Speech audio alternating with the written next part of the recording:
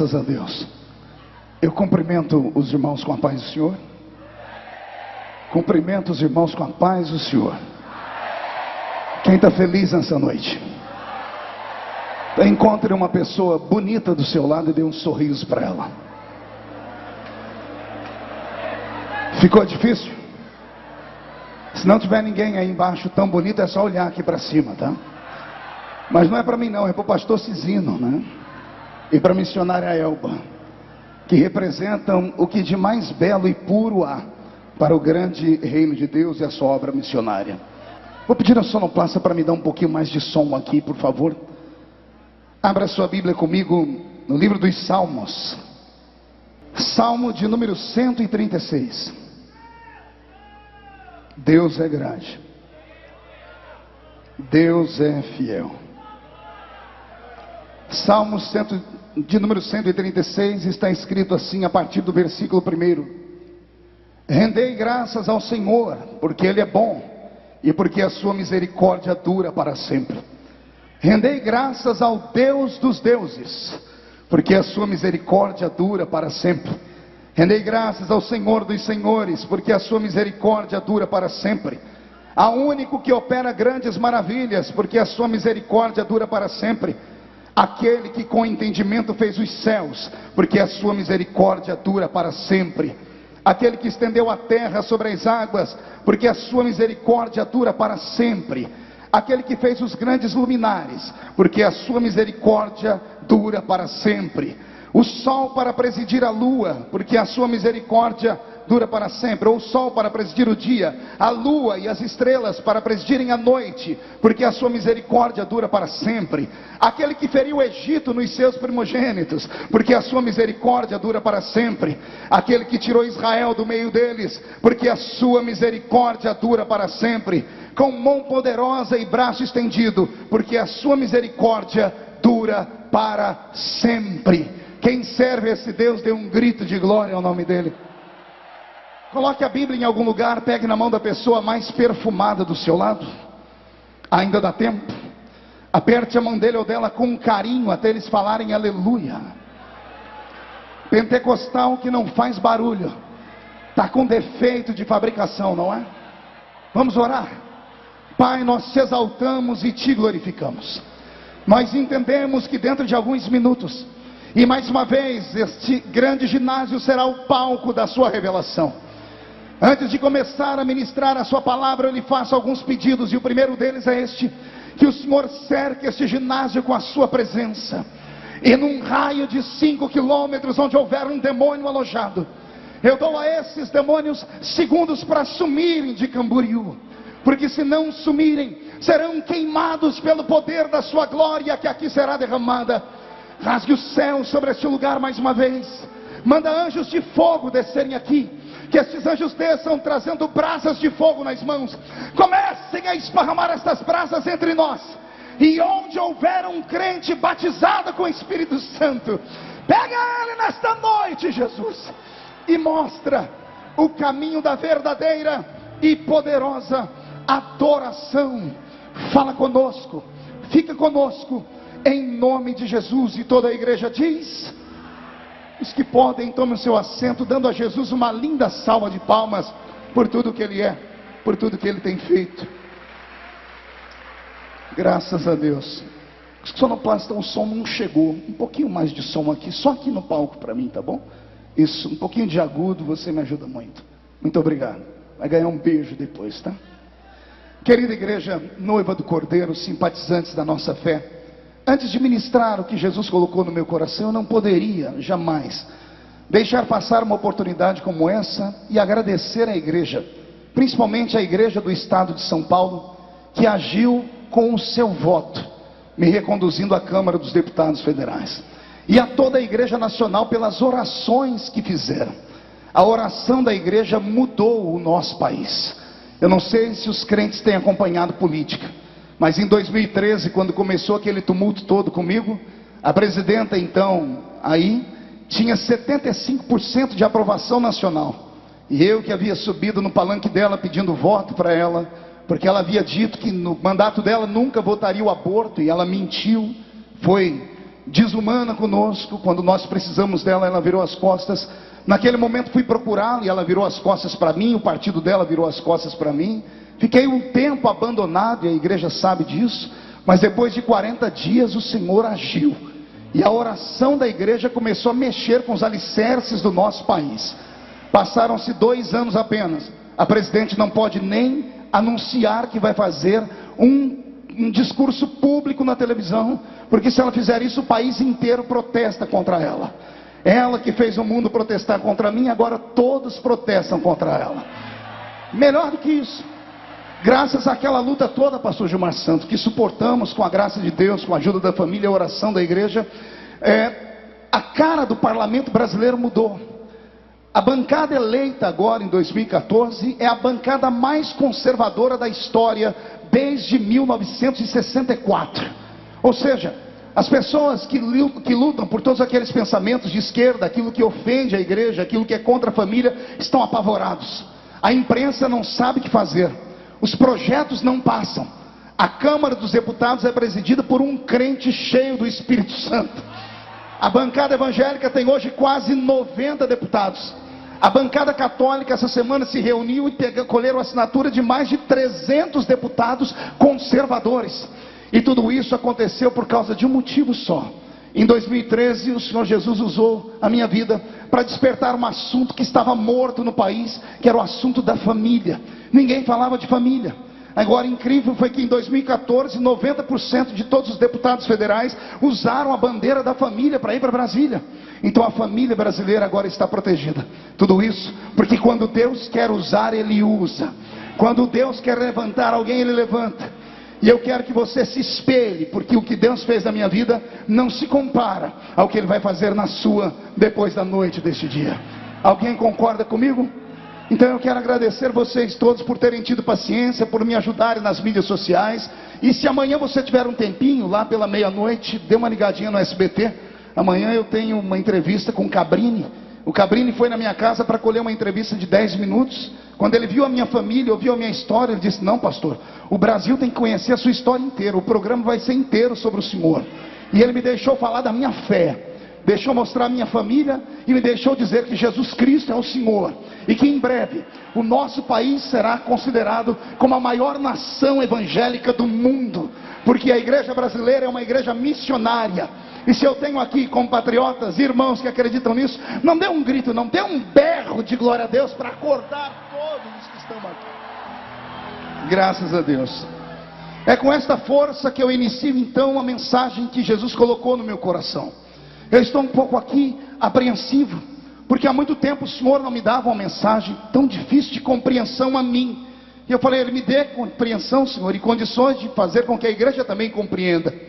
O Senhor deixou meu espírito perturbado, porque Ele disse: neste congresso eu quero devolver a autoridade para o meu povo.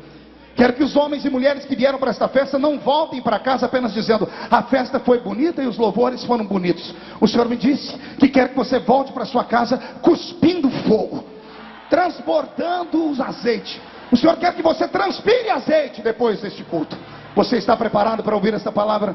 Então dê mais um grito de glória a Deus, por favor.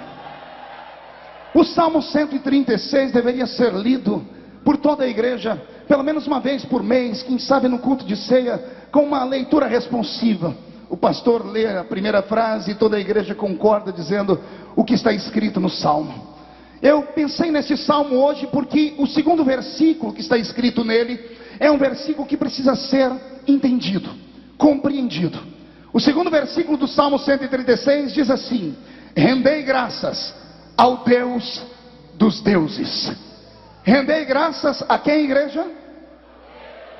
Eu quero ouvir um coral. Rendei graças a quem? Pela última vez, rendei graças a quem? Eu conheço esse Deus a quem nós devemos render graça. Ele é o Criador do universo. É aquele que fez o universo pela força do seu poder e pelo poder da sua palavra trouxe à existência, pastor Ovaldo, tudo que hoje existe.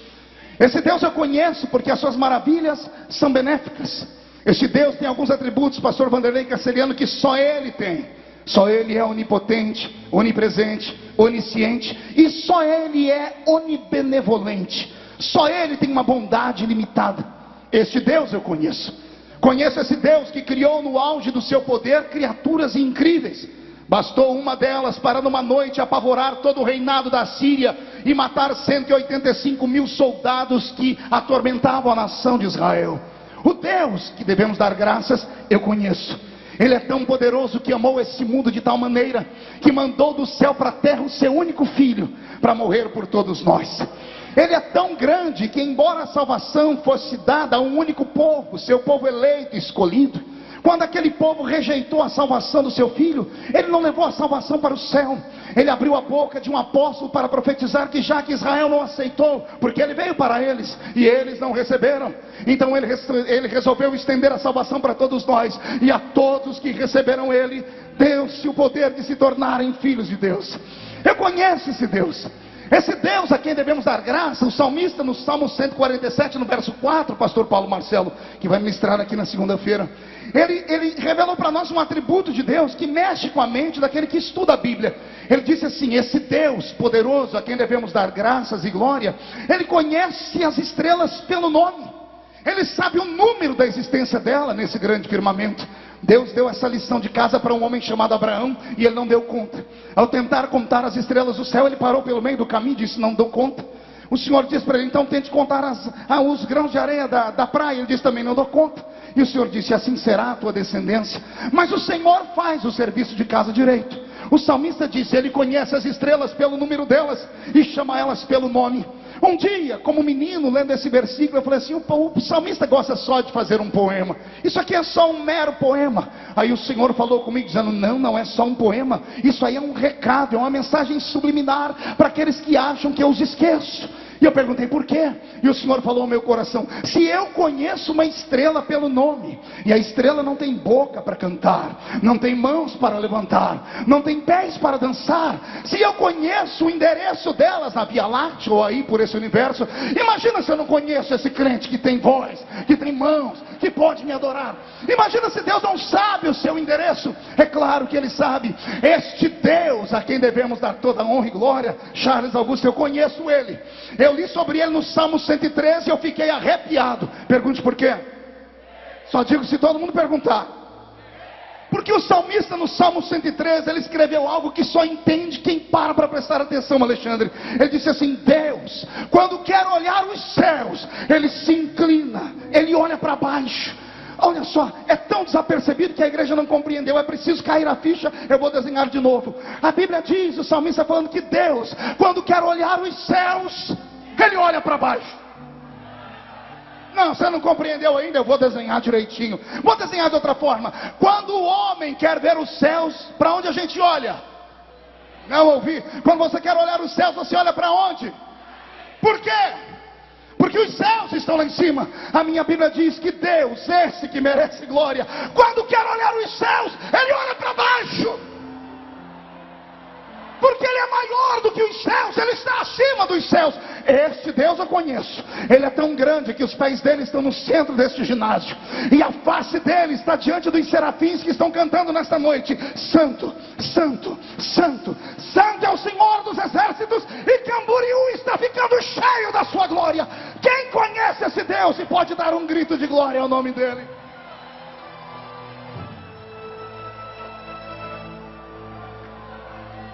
Tocha, Oséias, eu conheço esse Deus, mas eu queria saber quem são esses deuses. Quem são esses deuses? Existe outro Deus além de Jeová? Vou perguntar de novo, teve gente que ficou em dúvida. Você está adorando o que, crente? Alô? Vou perguntar de novo: existe algum Deus além do nosso? E por que o salmista disse que o meu Deus é Deus dos deuses? Pergunte ao seu irmão: que deuses são esses? Eu tive o capricho e o carinho de estudar a minha Bíblia por esses dias, e eu cataloguei o número dos pseudos deuses que eu encontrei na Bíblia. Eu cataloguei pelo menos o número de 31 deles. São eles: Baal. Mas Baal não é um deus. A palavra Baal significa Senhor. São vários deuses. Eu encontrei Baal Hadad, Baal Hadad Rimon, Baal Peor, Baal Amon, Baal Zefon, Baal Zebub, Anate, Azera, Astarote, Dagon, Moloque, Adrameleque, Anameleque, Amunra, Azazel, Azima, Suscote, Benote, Nergal, Gade, Marduk, Nebo, Neustã, Nibás, Tartaque, Nisroque, Tamuz, Castor, Pólux, Mamon. E a minha Bíblia diz, pela boca de Paulo lá em Coríntios, que o próprio Lúcifer recebeu o título de Deus deste século. Mas quando eu olho esses deuses, são obras da mão do homem, e são criados da mitologia, da mente criativa do ser humano. Fui procurar a imagem deles e eu senti nojo. Tem uns que são meio peixe, Paulo André, e meio homem, como Dagon. Tem uns que são meio cachorro e meio homem, como Anubis. Tem outros que têm uma barriga aberta para engolir crianças, como Moloque. Tem uns que têm 2 chifres na cabeça, como Bel. Tem um que o nome dele é o Deus das moscas, Zebub. São deuses esquisitos, fruto da mente humana. E eu venho nesta noite em nome do Eterno dizer que não reconheço essas divindades. Essas divindades não são deuses, porque o único Deus que existe é o Eterno que está entre nós esta noite. A igreja concorda comigo? Então nós vamos mandar um recado para o inferno. Eu vou ler o nome desses infelizes e vou perguntar se ele é Deus. E você responde o que você acha. Baal é Deus. Baal Haddad é Deus. Baal Haddad Rimon é Deus. Baal Peor é Deus. Baal Amon é Deus. Zefon, Zebub, Anate, Azera, Astarote, Dagon, Moloque, Adrameleque, Amunra, Azazel, Azima, Nergal, Camus, Gade, Marduk. Se esses não são deuses, vamos dar gritos ao único Deus que está nesse lugar, nesta noite.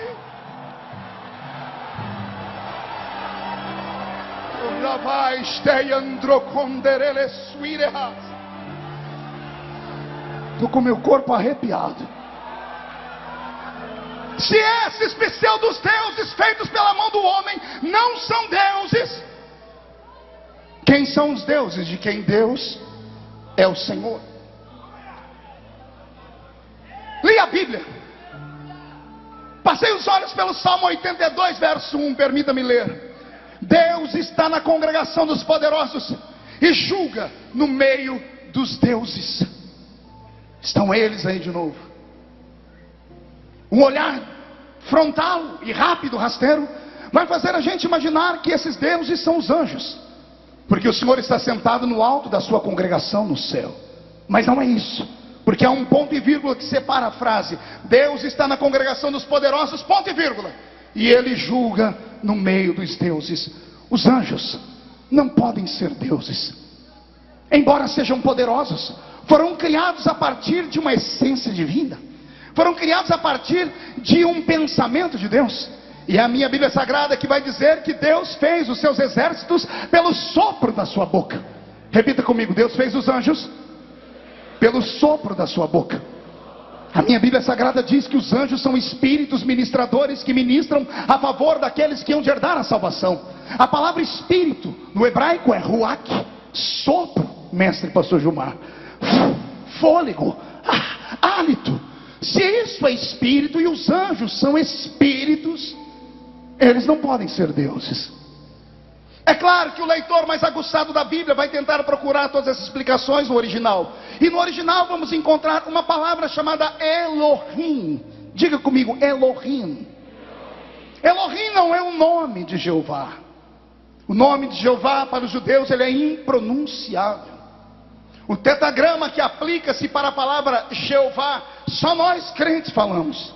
O judeu, quando vai falar esse nome, ele recua 7 vezes e se inclina com a boca no chão, porque ele teme tanto a Deus que acha que o nome de Deus não pode ser nem pronunciado. Elohim é Deus na concepção humana. Elohim significa poderoso, significa aquele que tem autoridade, aquele que usa autoridade, aquele que exercita a sua autoridade e tem autoridade sobre os demais. Isso é Elohim. E a palavra Elohim, ela é traduzida por Deus, pastor Joel, por Deus.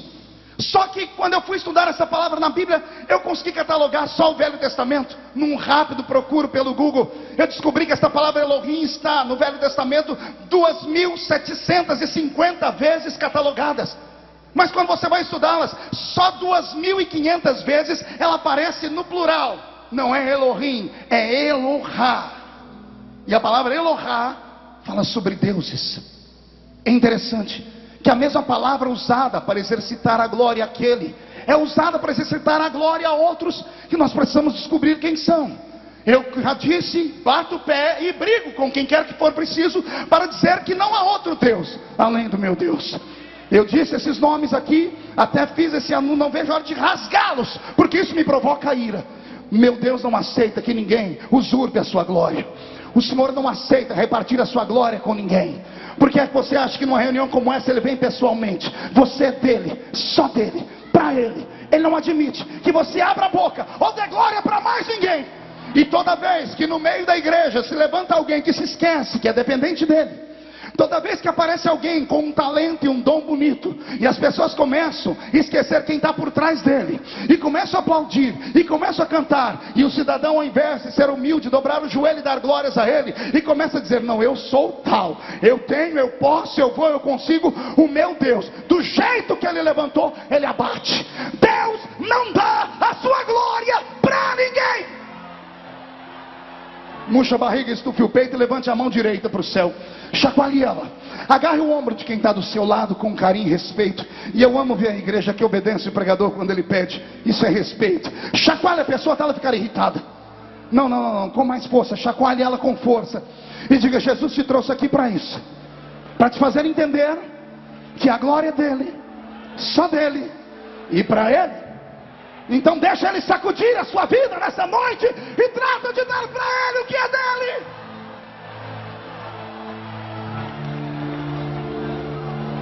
Falava eu sobre os anjos.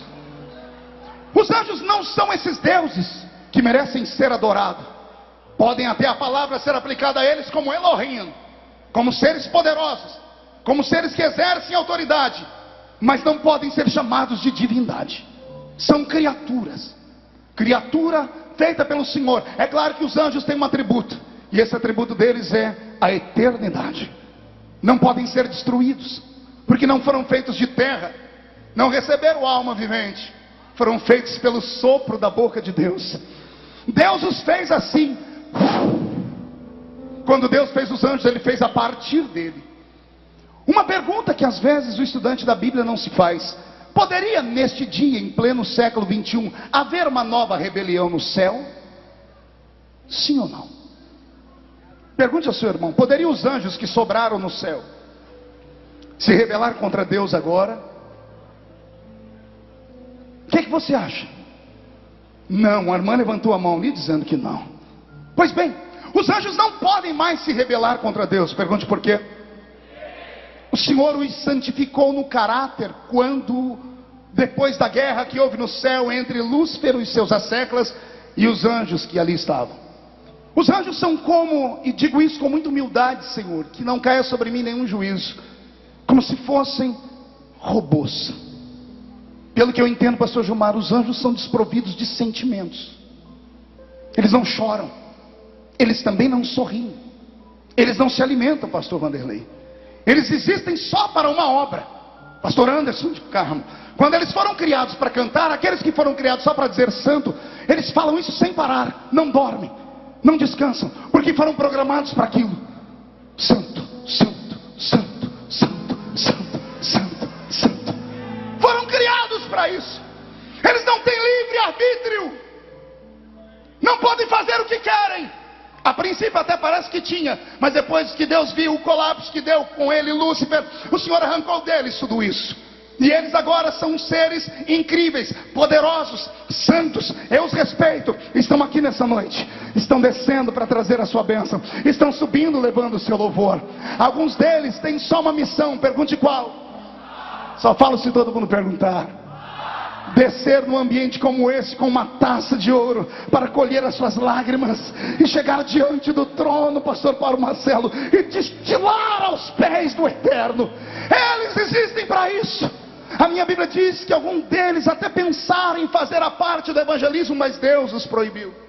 São seres poderosos, mas não são divinos, não são divindades. São seres divinos, porque foram feitos a partir daquele que é divino. Então esses não podem ser os deuses que o salmista está dizendo. Se o anjo também é uma criatura, e como eu disse, ele é desprovido de algumas coisas que Deus deu à raça humana, a minha pergunta é essa: quem são esses deuses? Que Deus é Deus deles? Seria Deus, Deus dos animais irracionais? Será que Deus está falando que Ele é Deus dos animais irracionais? Os animais que não têm cérebro? Será que Deus está falando que Ele é Deus do boi, do jumento, do cavalo, do cachorro? Quem são essas criaturas chamadas de seres irracionais? Se não fruto da mente divina também. Mas Deus, quando pensou neles, ficou com um pé atrás.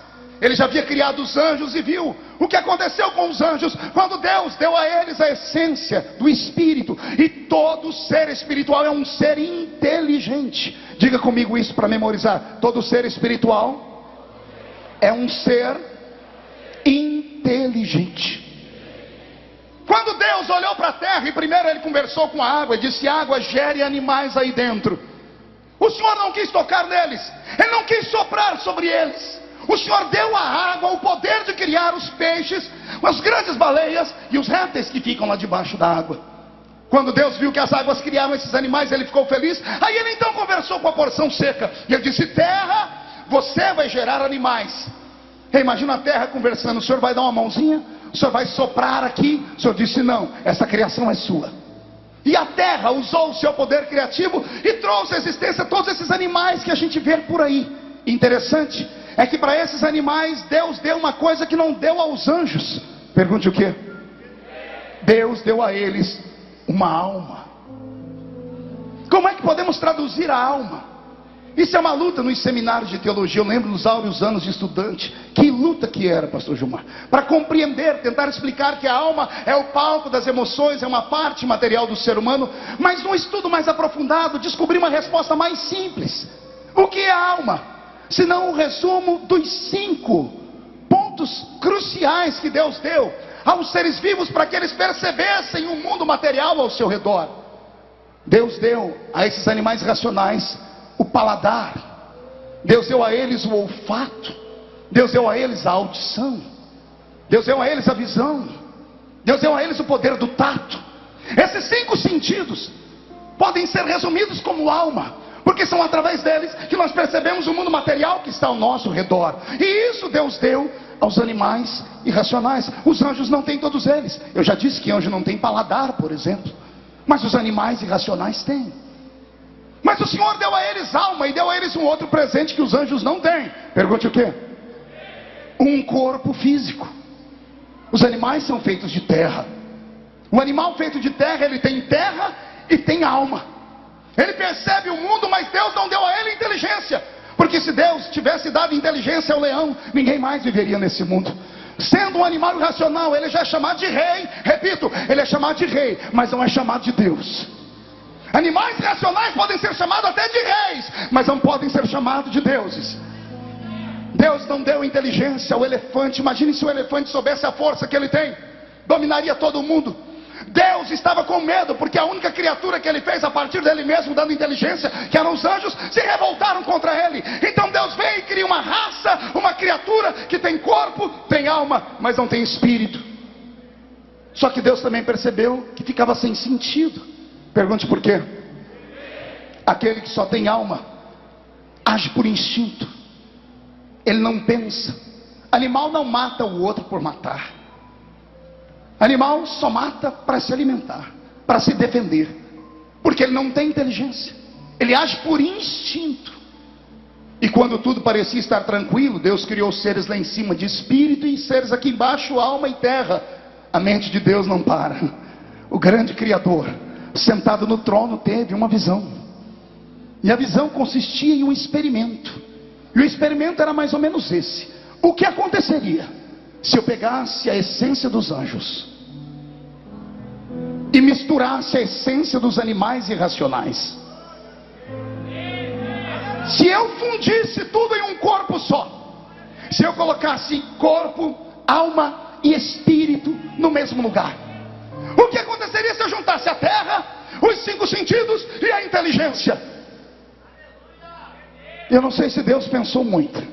Quando eu chegar no céu, eu vou perguntar para ele. Porque se ele tivesse naquele momento a plena consciência do que ele estava fazendo, eu não sei se ele teria continuado com o plano. Porque o que Deus cria agora é a raça mais incrível do universo. É uma raça que tem dentro dela o céu e a terra. É uma raça que tem a eternidade e a vida passageira. É uma raça que tem Deus dentro dela, mas também tem terra dentro dela. Deus pega o espírito, a alma e o corpo, junta tudo, e o resultado, você. Não, você não entendeu. O resultado foi você. E por que o senhor está falando isso? Porque o nosso congresso tem um tema: qual é o valor de uma alma? E eu quero falar para essas almas qual é o valor delas, mas não quero falar para as almas que morreram. Haja visto que um dia desse eu estava vendo um vídeo de um pregador que faleceu por esses dias, e ele deixou uma mensagem que, se fosse só essa, já teria ajudado a eternidade toda. Ele disse: o lugar do mundo onde tem os maiores tesouros enterrados chama-se cemitério. O cemitério é um lugar do mundo onde os maiores tesouros estão enterrados. Não, pastor, só tem osso lá dentro, flores que foram comidas pelos bichos. Ossos? Não, estão sepultados homens e mulheres que poderiam ter mudado o mundo. Quantos poemas estão sepultados nos cemitérios, porque faltou a eles coragem de colocar no papel e contar para as pessoas as suas músicas. Quantas músicas poderiam ter embalado nossas canções de ninar, feito nossos filhos ficarem mais felizes? Quantas músicas poderiam ter aproximado você daquela paixão antiga? Mas aqueles que tinham as suas músicas foram tolhidos deles o direito. Alguém se aproximou deles e falou que não era para eles sonharem, que não era para eles lutarem por aquilo que eles criam, e aí sepultaram eles. Quantos empresários, quantas empresas que o mundo nunca vai conhecer, porque eles tinham a mente, tinha dentro do coração a semente, tinham a ideia, mas ninguém os apoiou, e quando morreram levaram para a tumba junto com eles. O maior lugar do mundo onde estão os tesouros são os cemitérios. E eu quero nesta noite, em nome de Jesus, fazer com que os cemitérios daqui para frente fiquem pobres. Porque se alguém aqui não for arrebatado e descer a rampa fria, só vai descer depois de deixar nesse mundo tudo aquilo que Jesus deu para você. Não, você não entendeu? A equação é difícil, eu vou repetir. Antes de você descer a rampa fria, antes de colocarem você naquele paletó de madeira, antes da doença te levar, a minha oração é que Deus faça todo o dom que Ele deu para você, todos os sonhos que Ele plantou dentro de você, vomitarem pela terra, para que todos deixem o seu legado nesse mundo. Pode ser que eu estou pregando errado, mas eu acho difícil. Tem alguém aqui que ainda tem um sonho?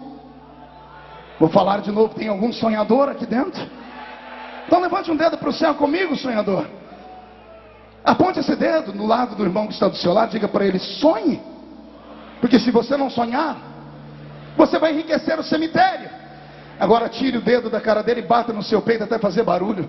Diga: porque eu vou sonhar. Quando Deus fez os anjos, Ele usou um modelo que a sua mente criou. Ele usou apenas o Espírito. Quando Ele criou os animais, Ele deixou que a terra os criasse pela sua capacidade.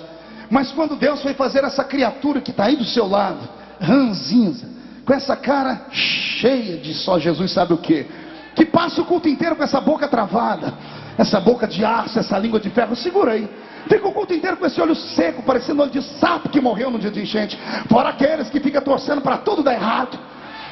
Deus, o meu Senhor, olha para você e Ele confirma que Ele te colocou nesse mundo não para você sentir inveja nem ciúmes de ninguém, mas Ele te colocou aqui porque quando Ele foi te fazer, Ele soube o modelo que Ele resolveu usar para te fazer.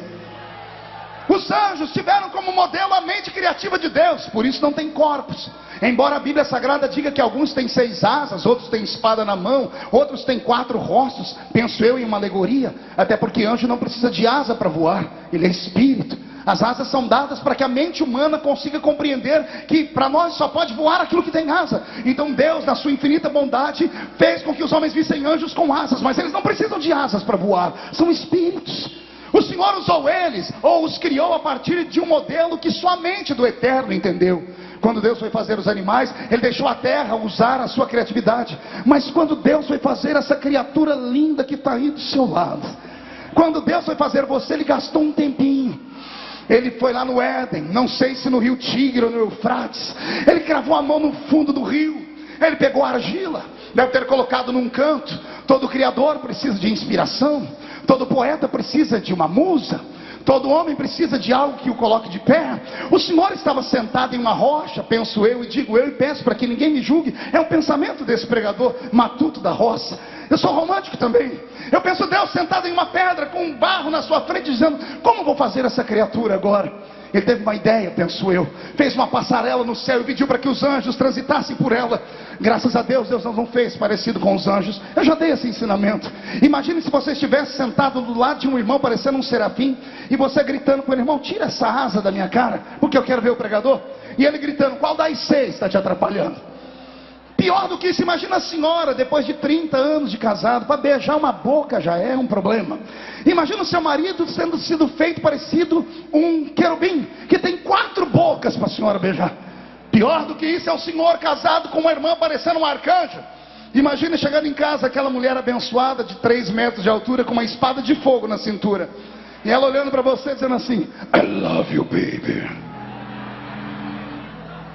Ainda bem que Deus não nos fez parecido com eles. Não havia modelo lá em cima da sua criação. Deus então olha para a terra. Pode imaginar Deus colocando os animaizinhos passando como em uma passarela. Muito obrigado, Senhor, porque nenhum de nós foi feito como os animais irracionais, com exceção do Charles Darwin, que a gente dá um desconto. Era um velhinho, que ele falou que o tataravô dele era um chimpanzé. Se ele morreu crendo nisso, eu respeito, porque todo ser humano pode pensar o que quer. Ora, foi Voltaire, não foi, Dr. Bauer? Voltaire, o grande filósofo, que disse: posso não concordar com nada do que tu dizes, mas defenderei com unhas e dentes o seu direito de falar e pensar. Não é mais ou menos assim? Então eu respeito o Dr. Charles Darwin, mas o meu tataravô não era um chimpanzé. O meu tataravô não era um mico. O meu tataravô tinha uma outra imagem. E a imagem, daqui a pouco você vai saber qual era. Eu respeito quem pensa o contrário, mas eu sou criacionista até o tutano dos meus ossos. Eu creio num Deus que criou os céus e a terra pela força da sua palavra e sustenta ele pela força do seu poder. Tem alguém que concorda comigo? Então não dá um grito, não, dá um berro de glória a Deus.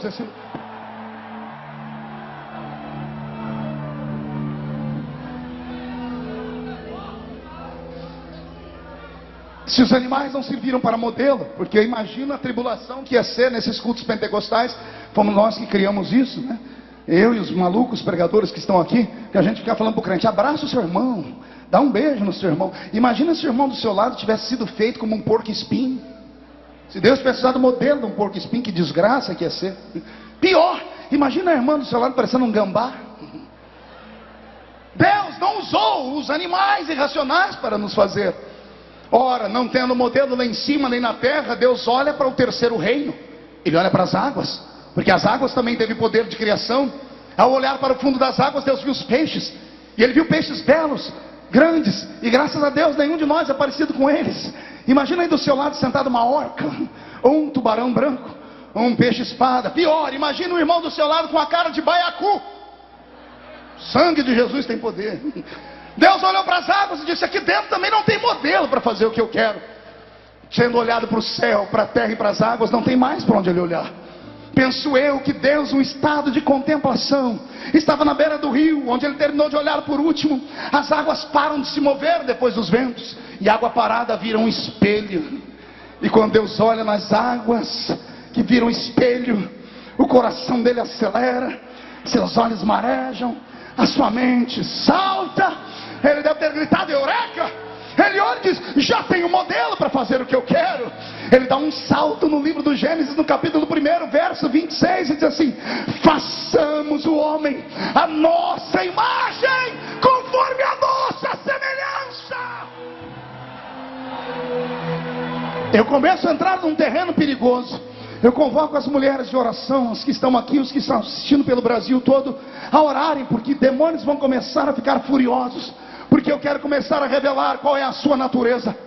Eu quero falar quem você é de verdade. Você nunca mais vai andar de cabeça baixa. Você nunca mais vai ficar na frente do espelho com um lenço, chorando as pitangas, com dó de si mesmo. Você nunca mais vai se rebaixar ou olhar uma pessoa pensando que ela é melhor do que você, por causa da cor da pele, por causa do dinheiro, porque os olhos dela são azuis. Você nunca mais será subjugado por ninguém, porque eu não estou pregando para uma raça comum. Eu estou pregando para uma raça que é imagem e semelhança do Eterno.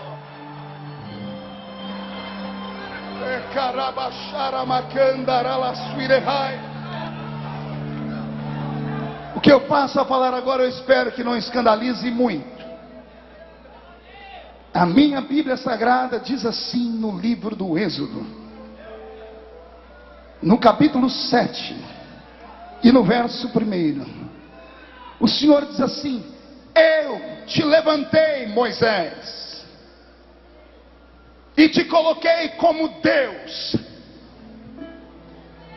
sobre Faraó.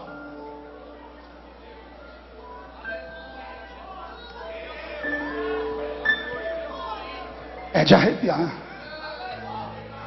O meu Deus chamou Moisés e disse: você não vai ter medo de Faraó. Por que não, Senhor?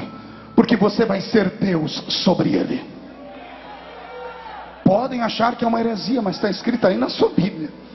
Eu te levantei para ser Deus sobre ele. Não se assuste.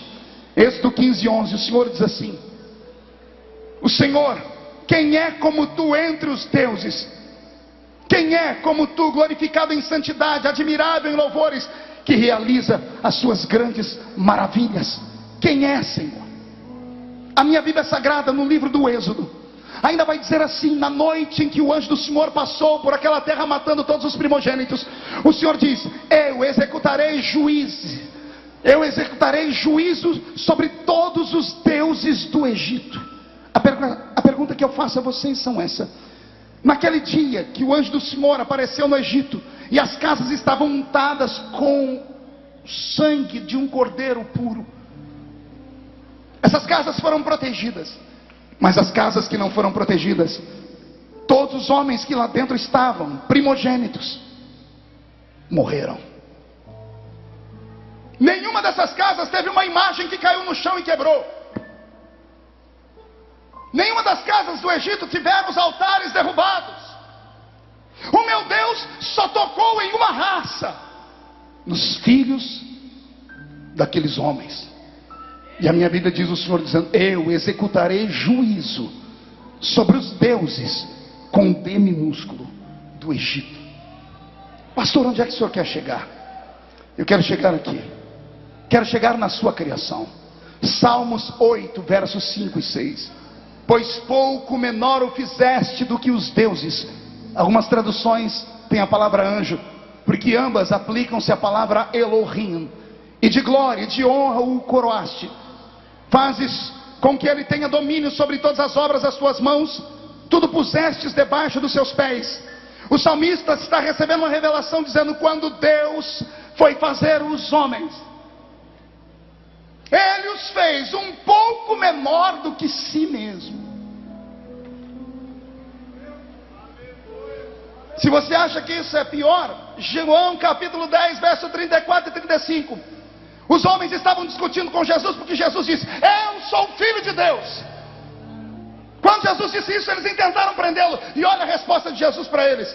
Respondeu-lhe Jesus: não está escrito na vossa lei, eu disse, sois vós deuses. E ele diz: pois se ele, o Senhor, chamou deuses aqueles a quem a palavra de Deus foi dirigida, e ele termina dizendo: a escritura não pode ser anulada.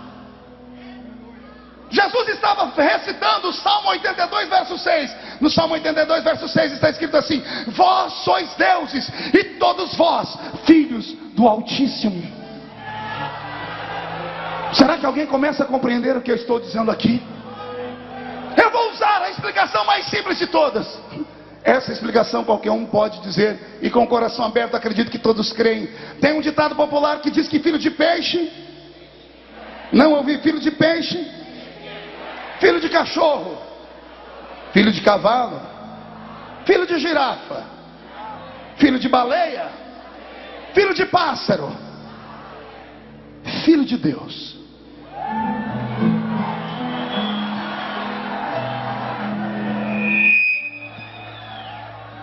Não, você não compreendeu ainda? Vou falar, é perigoso, mas já já eu tiro a sua dúvida. Deus não fez o homem para ser uma divindade, não. Mas o homem é como se fosse um Deus pequenininho, um Deus diminuto, um Deus que morre, um Deus que pode ser sepultado, mas é um Deus em essência de poder, porque ele é filho de um grande Deus. Pastor, o senhor está brincando comigo não? Cadê o meu celular? Eu não devia ter dado. Me dê meu celular aqui, Bauer. Rápido, rápido. Olha esse aparelhinho aqui, essa caixinha pequena. Coloque aí no telão, por favor. Olha isso. O que é isso? Um celular. A pergunta que eu faço a essa igreja, que é muito mais inteligente do que eu: como é que a voz de alguém vem parar aqui dentro? Isso aqui funciona como gravador, funciona como filmadora, funciona como computador, funciona como internet, funciona como tudo. E de vez em quando até funciona como telefone. De vez em quando, que só no Brasil é um problema. A pergunta que eu faço é: como é que a voz de alguém vem parar aqui dentro? Me explica aí. Eu sei que o menino nerd, filho dessa irmã que estuda lá no ITA, já está com seus neurônios cabulosos trabalhando, dizendo assim: pastor, isso é simples. As ondas sonoras levam através de maneira invisível, quer seja em ondas digitais, quer seja em ondas analógicas.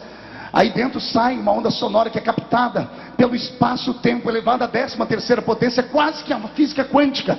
Isso viaja pelo tempo, atravessa a atmosfera e chega no espaço sideral, e lá encontra aquele guarda-chuva de cabeça para baixo. Como é que chama aquele trem que fica lá? É satélite, esse negócio aí. Na Vila Tatu não me ensinaram o que era. Esse satélite, aí diz que o que está aqui bate lá, e lá tem um códigozinho que tem o número do meu aparelho. E a voz da pessoa que saiu lá das Conchinchinas bate lá em cima e vem parar aqui dentro. Uau, fantástico. Mas eu não compreendo. Como é que vem parar aqui? Não tem fio, não tem nada. Como é que a voz da pessoa vem parar aqui? O que é isso senão um milagre? Não captou? O que é isso senão um milagre? Pastor, mas quem faz milagre é só? Não ouvi? Não ouvi? Será que é aqui que está a resposta da minha pergunta? Será que o grande Deus é Deus dos deuses? Será que é por isso que o diabo te odeia tanto, criatura? Agora eu entro em batalha espiritual. Será que é por isso que o diabo não te suporta? Será que é por isso que os anjos caídos vivem oprimindo você, mandando mensagens para a sua alma, te destruindo emocionalmente? Porque o homem destruído emocionalmente, ele não pensa. O homem que não pensa, ele deixa o seu espírito de lado e usa o seu instinto de sobrevivência. Uma pessoa que usa o seu instinto de sobrevivência, ele está tomado pelo desespero. E o desespero tapa as janelas da inteligência da mente do homem. Quando você vai em um presídio e pergunta àquele que matou alguém, pergunte: por que você matou? A resposta de todo primário é essa: eu nem vi. Quando eu vi, já tinha feito. A família que teve a pessoa morta não acredita, mas é verdade. A pessoa que matou estava desesperada, ou com um ódio tão grande. E quando ela fez isso, ela deixou de ser aquilo que ela nasceu para ser, um ser inteligente, imagem de Deus, e desceu ao nível dos animais irracionais, e agiu por instinto. Ao agir por instinto, o homem perde toda a graça. Será que é por isso que o diabo insiste em destruir os seus sonhos? Será que é por isso que o diabo insiste em dizer que você não vale nada? Será que é por isso que ele insiste em mostrar o seu passado? Será que é por isso que ele usa homens para violentar a sua alma, para violentar o seu corpo, para violentar o seu coração? Ora, é claro que é. O diabo não quer que você descubra quem você é. Ele quer que você ande pelas ruas com uma canga no pescoço, dos traumas do passado, do ódio do pai, da birra da mãe. Ele quer que você olhe sempre para trás como um siri. Ele quer que você fique sempre lembrando das pessoas que pisaram em cima de você, que te julgaram, que te destruíram, porque ele sabe que fazendo isso você nunca chegará onde Deus quer que você chegue. Mas nesta noite o recado para o diabo está dado: arrume a mala e vá para o inferno, porque nesta noite os filhos de Deus vão usar a autoridade de filhos que têm.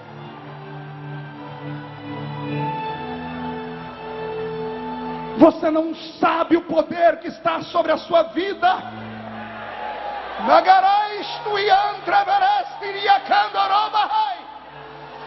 Se você soubesse o que você é de verdade, não estou falando desse corpinho em forma de um botijão de gás, ou de uma tábua de passar roupa, não. Não estou falando desse cabelinho chinfrim, ou desse cabelinho esticado. Eu não estou falando dessa robustez física adquirida na última academia. Eu estou falando se você soubesse o que está dentro de você. O que está dentro de você não pode ser destruído. O grande pregador da Bíblia disse assim: quando o homem morre, o corpo volta ao pó, mas mas o espírito retorna a Deus, porque foi Deus quem o fez. O que eu passo a falar agora é por revelação, e só pode compreender quem espiritual é. Eu estou pregando para a raça mais poderosa do mundo, eu estou pregando para a raça mais gloriosa do mundo, eu estou pregando para homens e mulheres que, se entenderem pelo menos 10% do que eu estou pregando, vão receber autoridade nos pés, vão receber autoridade nas mãos, vão receber autoridade na voz, vão receber autoridade nos olhos, vão receber autoridade nos ouvidos. Se prepare para uma mudança na sua vida. Se prepare. Vai haver um rebuliço na faculdade.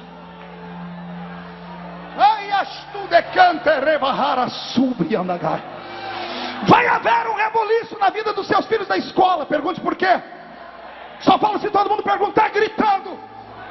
Ao sair daqui nesta noite, os pais vão usar as suas mãos para ir sobre aquela criança, seu filho, vai botar a mão sobre a cabecinha dele e vai invocar de Deus aquilo que esta criança é.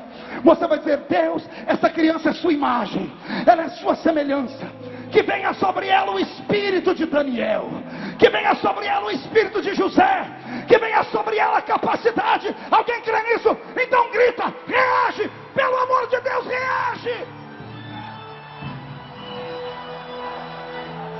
Tudo que um homem faz, o outro pode fazer e melhor ainda.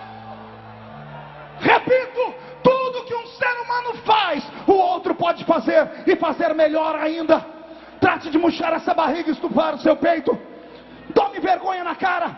Para de ficar com pena de si mesmo, jogar a culpa nos outros. Para de ficar apontando e procurando um probleminha no seu passado para justificar as suas fraquezas e falhas do presente. Você não é isso. Você não é só isso. Você não é só um banho de carne em cima de um prego de ossos. Você não é só lágrimas. Você não é só choro. Você é imagem. Você é semelhança daquele que criou os céus e a terra. E a Bíblia diz que Ele te deu poder, te deu autoridade. Use essa autoridade. Use esse poder, use ela.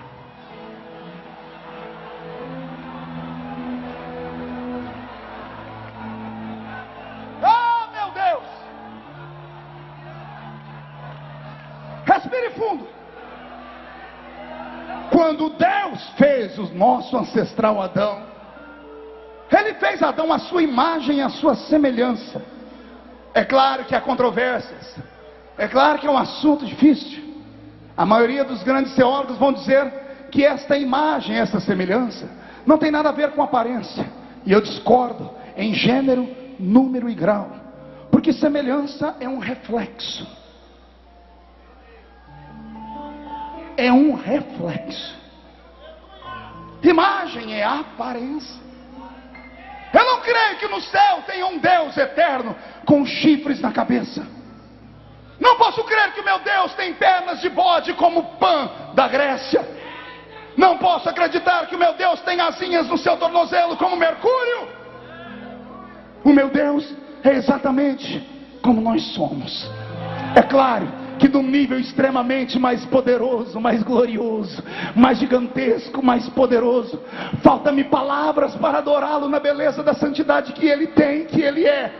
Só de falar isso eu me emociono. Imagine um ser que não precisa de nós para nada, mas mesmo não precisando de nós para nada, um dia se encarnou na terra, e foi no diante dos seus discípulos que Ele escolheu e ajoelhou nos pés deles, e lavou com água. Quem é que pode mensurar um Deus tão poderoso? Quem é que pode mensurar um Deus que um dia olhou para a raça humana e disse: não deixe as pessoas te oprimirem, vem a mim os que estão cansados e oprimidos, e eu aliviarei vocês.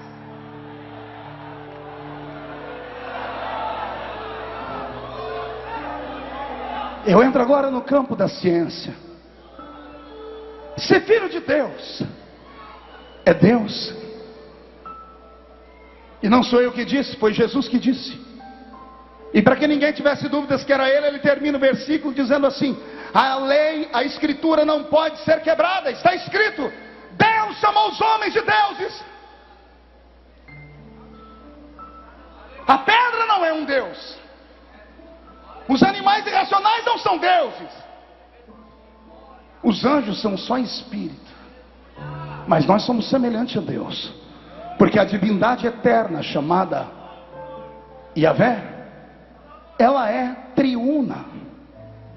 E nós conhecemos pelas nomenclaturas de Pai. Como conhecemos a divindade triuna de Deus? 1, 2, 3, os nomes. Primeiro, olhe para o seu irmão e diga: você sabia que você é quase um ser triuno?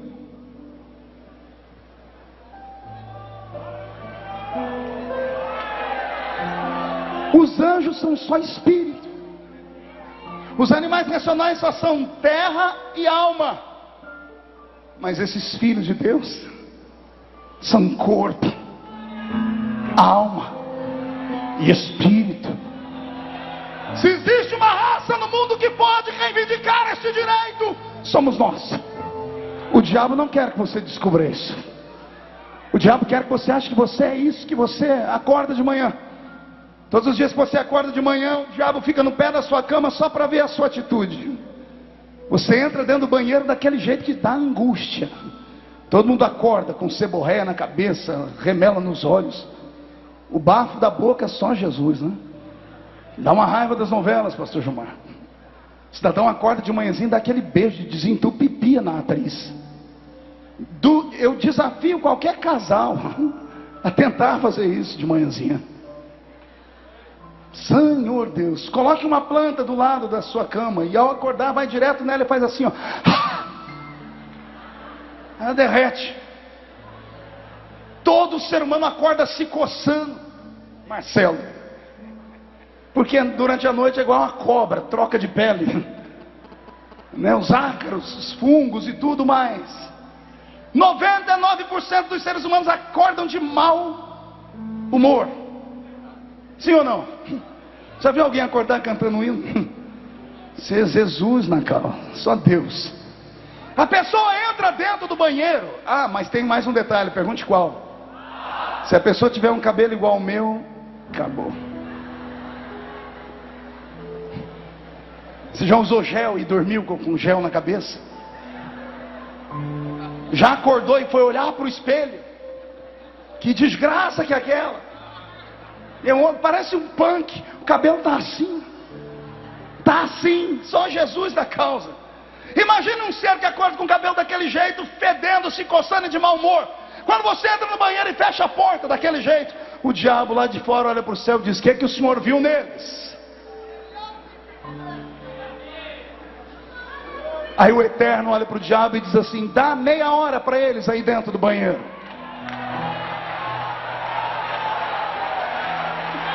Meia hora depois, a irmã que entrou no banheiro parecendo uma bruxa, sai de lá parecendo a Xuxa. O irmão que entrou lá parecendo Kunta Quintê, sai de lá parecendo Arnold Schwarzenegger misturado com Brad Pitt. Sai com a barba feita, cabelo penteado, sai perfumado. No meio do banho a pessoa encarna um Pavarotti. Já percebeu? Dentro do banheiro as pessoas começam a cantar. A limpeza vem, parece que de dentro para fora. Quem entrou de mau humor do banheiro sai cantando. Meia hora depois, quando você sai do banheiro daquele jeitinho mais arrumadinho, Deus olha para o diabo e diz assim: entendeu?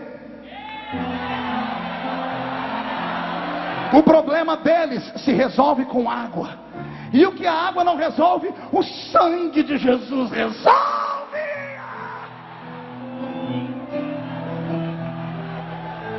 O diabo te odeia porque ele sabe, se você descobrir a autoridade que você tem nessas mãozinhas aí. Ah, meu Deus, levante essas mãos, olhe para elas. Mas olhe, gaste um tempo, olhe pela costa, pela frente. O que é que você vê? Você vê só dedos, falanges, anéis, unha? O que é que você vê? Só artrite, artrose? Ah, se você soubesse o que os demônios veem quando olham a sua mão. Mãos que podem criar, mãos que podem desenhar, mãos que podem trabalhar, mãos que podem trazer do nada as coisas, mãos que podem compor, que podem tocar um instrumento. Olha o Robson, meu menino que toca, é gordinho, o apelido dele é Toicinho, estou inaugurando aqui hoje. O Toicinho é gordinho daquele jeito, ninguém dá nada por ele, mas olha o que ele faz. Toca, Robson, toca, toca, toca.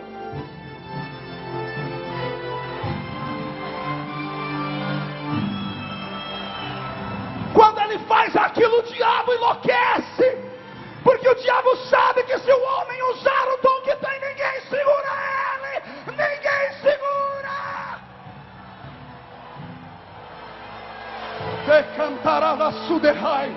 Olhe para os seus pés. O que é que você vê? Joanete, frieira, unha encravada, chulé. Sangue de Jesus tem poder. Se você tiver no pé o cheiro do pé do Vaguinho, fica de pé, Vaguinho, hoje o Brasil inteiro vai te conhecer. Esse é o Wagner, que faz a minha agenda. Se você tiver o cheiro que ele tem no pé, você pode amputar os pés. Eu falei que eu ia falar. Ele usa uma meia 8 dias. Quando tira a meia está dura. Estava lá no apartamento em Brasília, tem 6 quartos. Eu entrei na sala, eu fui respirar, falei, que desgraça é essa? Eu falei, é o inferno que chegou aqui. Dr. Bauer, o que é isso? Eu, assim, eu acho que o Vaguinho passou fezes no pé. O que você vê quando olha nos pés? Só isso. Talvez seja por isso que ninguém cuida tanto dos pés. Já percebeu que os pés é a parte do corpo que a gente menos cuida? Fica sempre escondida. Se você soubesse o que os demônios veem quando olham para os seus pés. Está pronto para ouvir ou não? Demônios, quando olham para os pés dos homens, eles se apavoram. Eles não veem sapato, nem joanete, nem frieira, nem chulé. Eles veem uma lápide, uma tumba, escrita, aqui já Satanás. Porque está escrito na palavra que em breve o Deus de paz esmagará Satanás debaixo desses pés.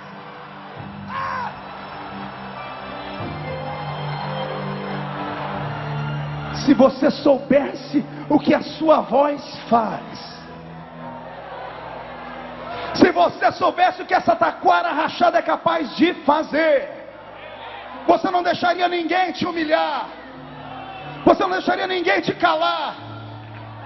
Eu estava em São Paulo há uns 8, 9 anos atrás, conheci uma história que eu dei muita gargalhada, porque eu conheci o pastor.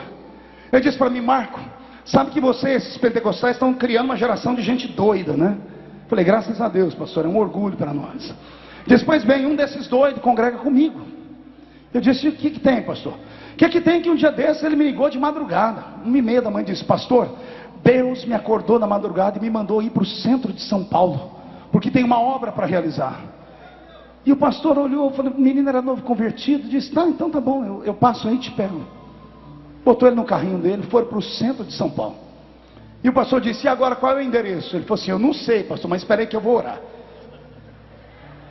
Tá bom, Jesus. E o pastor dirigindo e olhando para ele. Ele disse assim, pastor, Jesus falou para mim que é para a gente ir bem na esquina da Augusta com a Paulista. Augusta com a Paulista, vamos lá. Chegou na esquina um prédio gigantesco. Ele disse, pronto, estamos aqui agora. E agora, pastor, que eu não sei, Jesus mandou ficar aqui. De madrugada em São Paulo. O pastor falou que ficou perdendo a paciência. O menino abaixou a cabeça e de repente falou, tá bom, Jesus, já entendi. O que foi, menino? Jesus já me falou, pastor. Falou que é para eu sair aqui na rua e dar 3 gritos de glória. O pastor olhou para a cara dele e falou, Jesus falou o quê? Para você dar 3 gritos do quê? De glória? De madrugada em São Paulo, me tirou para isso? É, pastor, foi Deus que mandou. O pastor falou que na hora ele queria ir embora, mas eu já estou aqui mesmo, vai lá então. Falou que o menino foi para o meio da rua, murchou a barriga e gritou, glória! O pastor esperou um trovão, os anjos, uma chuva e nada. E o menino olhava para o pastor e disse, ó, de novo, glória! E depois deu o terceiro glória. Ele entrou dentro do carro, dizendo assim, pronto, pastor, já executei o que Deus mandou, podemos dormir em paz. O pastor falou que saiu correndo com aquele carro irado.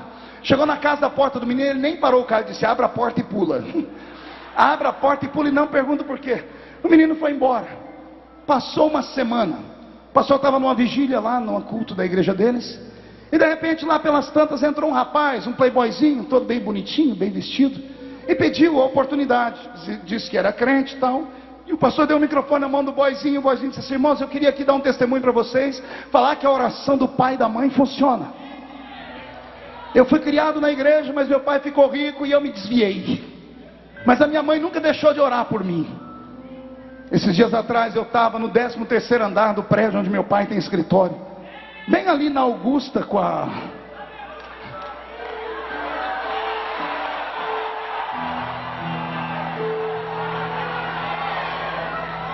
Eu tinha me drogado, tinha brigado com todo mundo, eu estava com raiva da vida.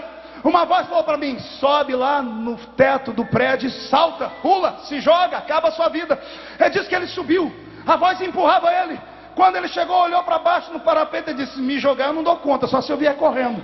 Ele disse que quando ele tomou distância, ele foi correr, lá de baixo veio uma vozinha assim: glória!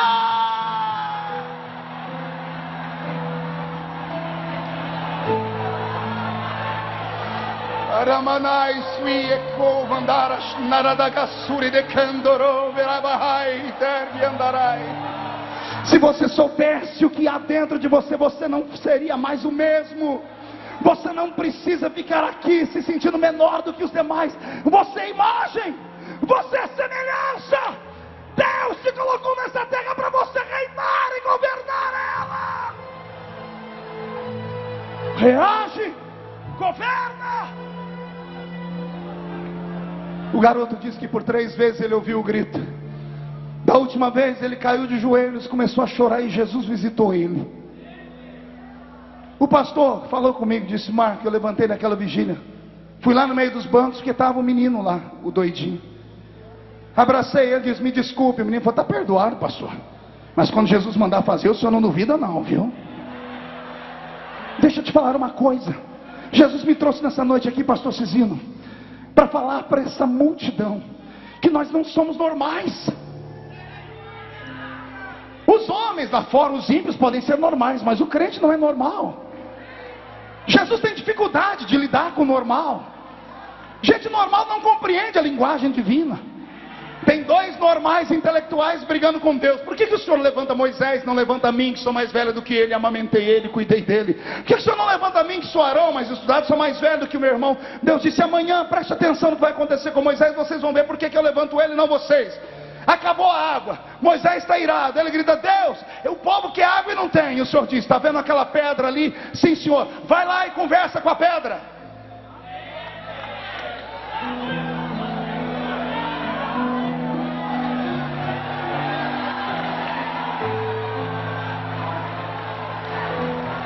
Você consegue imaginar o seu pastor sair do púlpito e lá fora bater papo com um poste?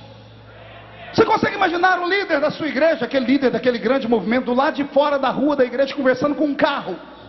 Vão passar, alguém vai dizer: interna ele, camisa de força nele. Pois bem, esta é a linguagem que Deus reservou para quem não é normal. Deus não consegue falar com normais, porque os normais querem uma explicação lógica, razoável. Eles querem uma explicação que faça sentido, e nada aqui dentro faz sentido. Faz sentido a gente ficar aqui até uma hora dessa, de terno e gravata, num calor desse, ouvindo um homem gritar sem parar? Faz sentido ver a irmã Valquíria vir aqui dançar, e dos gestos, e da coreografia, mexer com o coração da gente? Bote aquele menininho que cantou aqui para cantar lá nos ídolos da televisão. As pessoas vão dizer assim: buzina, não presta, não pode cantar, a voz não funciona. Aí vem aqui, começa a cantar, a igreja inteira fica de pé. Nós não somos normais. Os normais, por favor, peguem a sua mala e não voltem mais a Camboriú. Aqueles que são loucos, tirem o pé do chão para adorar.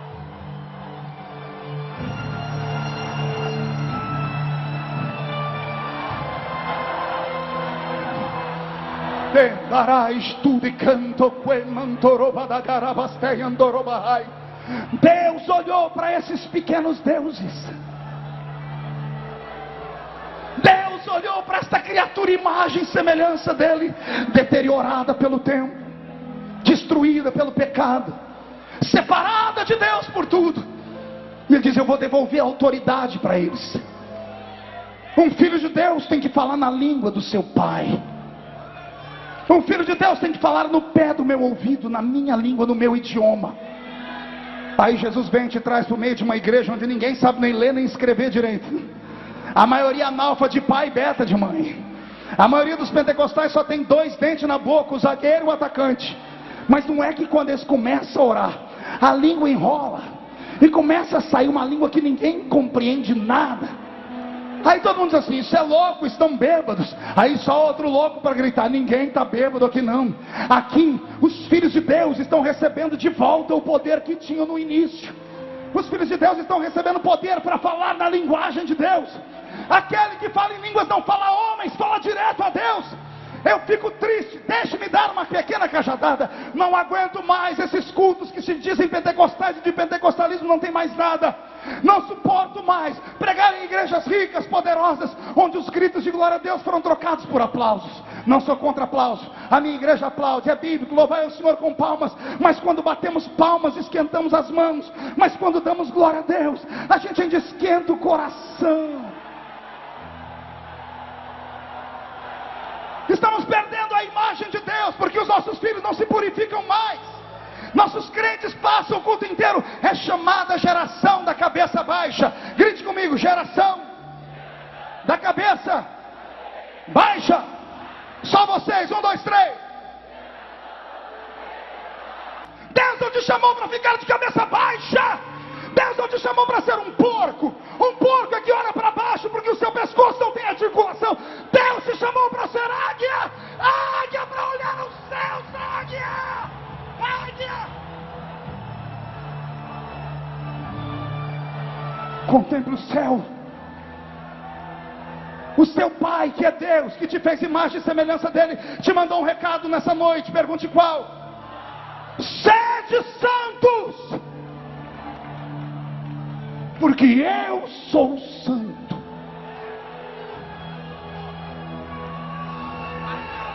Pastor Cisino contou ontem e hoje a história dos Gideões em 2 tempos. Ele contou o início dos 5 grandes homens que Deus tinha à sua disposição: Gesiel Gomes, Gilvan Rodrigues, Idecaso da Caiama, Napoleão Falcão, e a rapinha do tacho chamava-se Gilmar Santos. Formavam um quinteto. Foi o primeiro, citei o primeiro. Era um quinteto dos homens que Deus usava. Aí caiu de paraquedas aqui nesse púlpito um menino da Vila Tatu, de suspensóriozinho, cabelo ruim. Preguei uma mensagem debaixo da tenda, que só Jesus na causa. Tinha uma tenda na frente. A mensagem que eu preguei era essa: eu queria que Jesus transformasse o mar de Balneário em álcool. E não precisa falar o resto, porque os crentes não vinham para o culto, iam para a praia. E eu, do meio da roça, criado daquele jeito truculento, grosso, que dava dó. O povo não sabia meu nome, mas assim, eu queria ver aquele menino. Mateus Jensen chegou no pastor Cisino e disse: tem um menino, deixa ele pregar. Pastor, o senhor é um desbravador. Eu e o Brasil não temos palavras para lhe agradecer. Quando vi o senhor mostrar aqueles meninos de Belém, eu era assim. Primeiro ano que eu vim em Camboriú, eu tinha uma escolha a fazer. Eu nunca contei isso, vai ser a primeira vez. Eu sempre fui muito falador. E na minha cidade eu botei na cabeça que eu ia ser cantor. É por isso que eu arrisco cantar de vez em quando. Eu fui na Câmara de Vereadores, peguei o nome dos 9 vereadores da cidade, fiz cada um assumir um compromisso de me ajudar a comprar uma guitarra. Eu ia tocar guitarra na igreja. Consegui, os 9 me deram, porque eu era muito conhecido na cidade. Quando eu peguei o dinheiro na mão do último vereador, eu estava na rua 1 da minha cidade, indo para uma loja chamada Loja Musical Bonucci. Já tinha reservado a guitarra. Quando eu estou atravessando a rua 1, passa perto de mim uma brasilinha caindo aos pedaços. Pastor Valdeci, pastora Roseli, sogros do Wagner, pararam, olharam para mim e disseram assim: você quer que Deus mude a sua vida? E eu, novo convertido, quero. Vai ter uma viagem para o sul do país. Eu nunca tinha ido nem para a cidade do lado, que era Salles Oliveira. E como é que é essa viagem? É uma caravana, a gente vai lá, você vai ver Deus fazer, você vai ver Deus falar. Eu enlouqueci. Eu disse: quanto é a viagem? Era 1.600 cruzeiros. Eu abri a bolsa, era o dinheiro da guitarra. O coração apertou, porque era o meu sonho. Meu pai nunca me deu um violão. Era a minha vontade, eu tinha vontade. Agora eu tinha o dinheiro da guitarra. Mas a voz da pastora entrou na minha mente: Deus vai te dar uma nova história. Abril de 1988 eu cheguei aqui, sem dinheiro para comer, sem dinheiro para tomar uma Coca-Cola. Os irmãos abriam as marmitas e me davam. Ia no pátio da igreja, tinha uma fila para quem não tinha dinheiro. E lá me davam comida. Eu tenho uma foto com o senhor, pastor Cizinho. Eu ia na altura do seu umbigo. Era nanico, sofria de nanição. Eu vi coisas aqui que eu nunca tinha visto na vida. Lembro-me do pastor Gregório Chazuk pregando numa manhã missionária. E 2 profetas se levantam simultaneamente.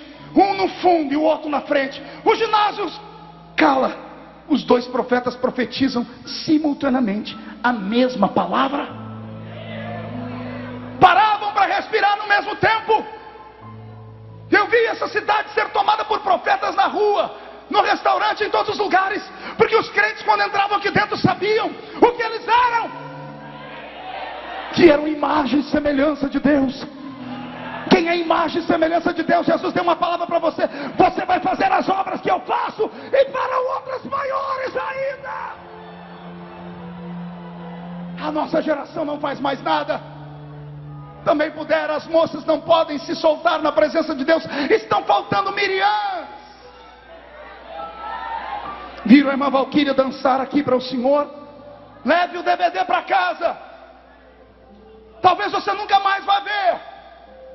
Porque as nossas moças não querem isso. Eu estava em um hotel, irmã Valquíria, quando uma cantora famosa veio conversar na mesa e disse assim: eu fazia aquilo que a Valquíria faz? Jamais.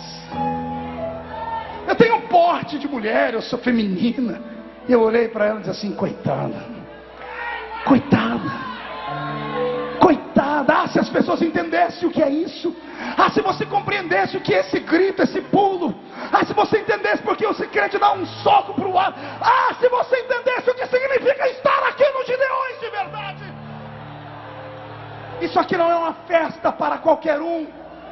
Isso aqui é uma festa para loucos, para apaixonados, para pessoas que não têm oportunidade na sua terra, para pessoas que estão com a sua autoestima lá embaixo, para pessoas que não têm sonhos, para pessoas que estão destruídas e vencidas. Aqui Jesus está te ressuscitando.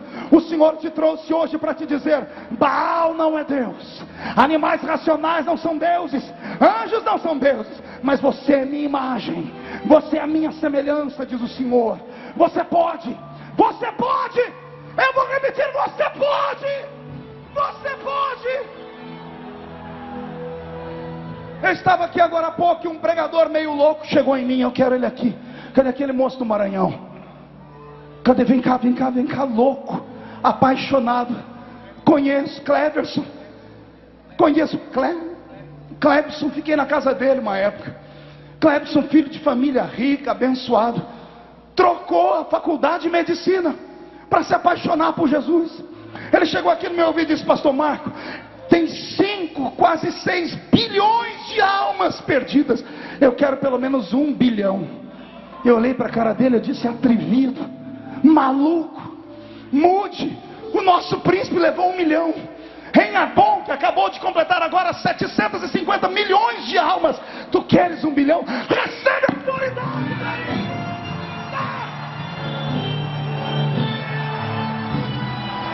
Deus ama a gente atrevida.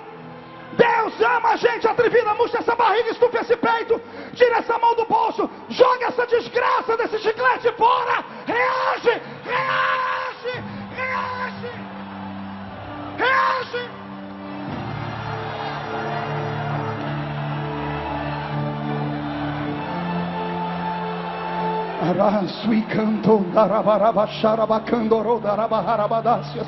Deixa eu te dar uma palavra.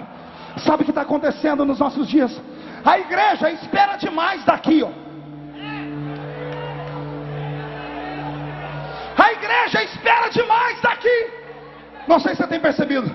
As pessoas ficam sentadas, escutam o que sai daqui, dá um pulinho, um gritinho e acaba. Eu sou de uma época que isso aqui virava madrugada. Por quê? Porque ninguém dependia do que tinha aqui. Não, pastor, eu preciso ouvir uma profecia. Eu preciso ouvir uma profecia. Você quer ouvir uma profecia? Quem quer ouvir uma profecia que vai mudar a sua vida? O maior profeta do mundo para a sua vida é você. Eu vou repetir: o maior profeta do mundo para a sua vida é você. Se eu não profetizo para você, se não dá para o pastor Gilmar colocar a mão sobre você, se não dá para o Paulo, se não dá para o Vanderlei orar por você, vai você para frente do espelho hoje. Olha para aquele indivíduo que está derrotado, vazio. Diga para ele: tome vergonha na cara. Você é imagem de Deus. Você é semelhante a Deus. Deus dos deuses me mandou aqui para te dizer que a sua vida vai virar, vai virar, vai virar.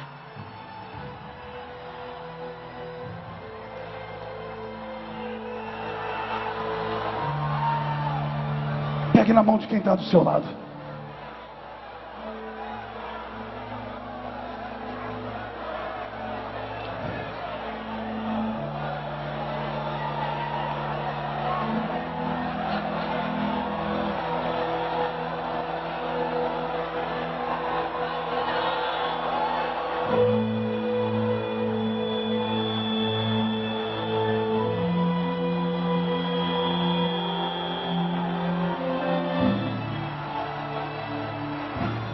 Baal não é Deus, Astarote, Azera, Marduk não são deuses, animais irracionais não são deuses, anjos não são deuses, mas você é imagem e semelhança do Criador. Você não é um ser que pode ser adorado. Solte a mão do seu irmão, pegue ele pelo braço, traz ele perto de você. Você não é uma divindade. Ninguém pode se ajoelhar diante de você e te adorar. Esse quesito só o grande Deus tem. Você não pode ser adorado, mas reconhecido, respeitado. Isso você pode. Vai vir sobre a sua vida esta unção. Se prepare, as pessoas vão vir se curvar diante de você. Não, se eu não entendeu, eu vou repetir. As pessoas vão vir se curvar diante de você. Não, eu vou falar de novo. As pessoas vão se curvar diante de você. Vai acontecer um movimento tão grande na sua casa. Ai, Jesus. Você está achando que eu estou brincando, não é? Escreve, conta os dias. Você vai chegar na rua da sua casa e vai encontrar demônios com sacolinhas nas costas, pedindo carona para se mudar de lá. Se tiver tempo, bate um papinho com eles e pergunta por que você está indo embora. E você vai ouvir eles dizer: nós ouvimos falar que lá em Camboriú você descobriu quem você é. Se você descobriu quem você é, ninguém mais te segura. O valor de uma alma é esse. Você tem tesouros, você tem dons, você tem tudo. Deixa Deus te usar.